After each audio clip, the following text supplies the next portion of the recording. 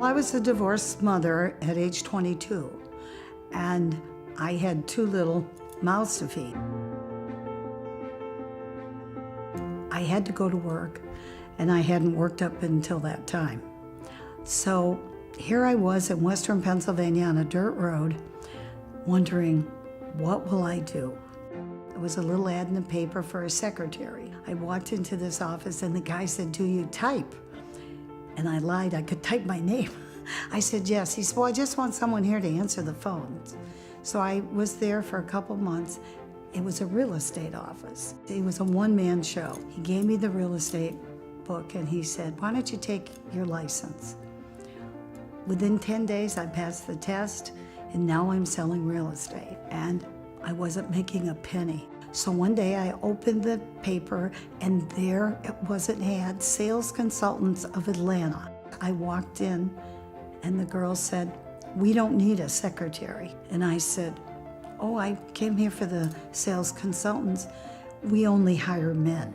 So I went in the restroom, I wrote a check for $2,500 that was going to bounce, handed her that check, and I said, "Do you think someone would see me now?" She looked at the check, jumped up off her seat.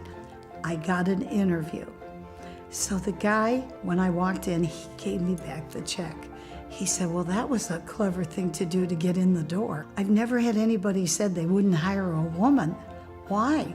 He said, "Well, we only sell men's products here. Do you think you could sell tires? What kind of tire do you have on your car?" I said, "Oh, I know the tire on my car." He said, "Well, maybe I can get you in for a few job interviews." And overnight, I was the only woman working for a reliable tire company, and that really made me feel good because it opened the door for so many young women.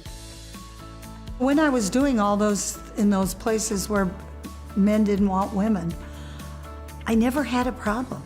I mean, once they saw I was a real worker and that I would really do my share, men accepted me. And I think it was because of my work ethic.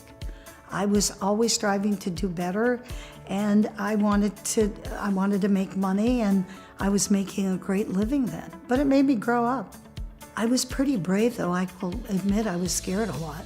I said, "God, I hope I can make it here," you know, because you go out there to sell and then you don't sell anything.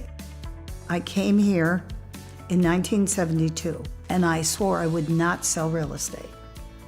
I realized that I was a nervous wreck all the time because I was so worried that I had no control over my finances.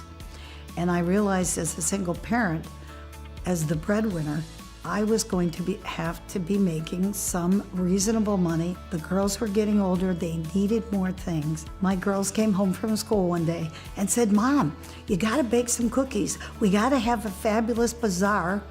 We're in charge of a booth and we've gotta fix the booth up at the holiday and make money for the school." So my housekeeper at the time said, "You know, in England, we all dressed in beautiful costumes and we would have a bazaar." I said, "Well, let's call it a costume shop and rent a Santa suit." Well, there was no costume shops. There was no Santa suit. So sure enough, we made the suit. I put a little ad in the paper, in the Boca News, and I said, "We can rent the suits out for $25 and you kids can make money for Christmas." Well, I was hooked. I had more fun than they did. I said, "Maybe we'll make a little costume shop this summer and I'll move my cleaning stuff back." It was on Powerline Road. "And we'll just open a little store for the holiday." Well, we did that. I bought some retail products. We had like a handful of costumes, and that's how Costume World started. Cats, very famous Broadway production. Pretty soon I was going around the country buying up old costume houses.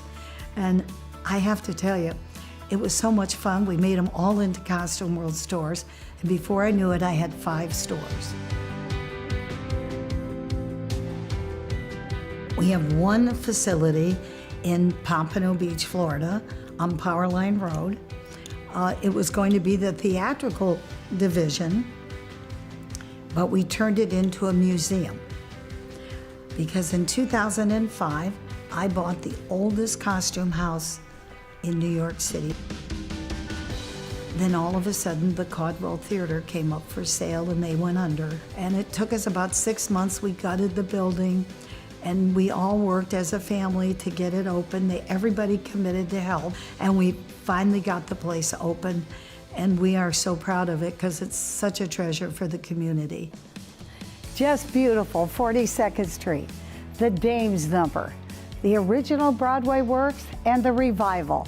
Aren't they gorgeous? We keep adding on, so now we have 150 original Broadway works in our collection. We wanted to make it an incredible experience for people, to take our collections and our knowledge of design and share it in this building so that it would be maybe a theater of back when you would go to the theater in New York and there were more places when you got out of the theater to sit down and enjoy yourself. That's why we started to do the cabarets.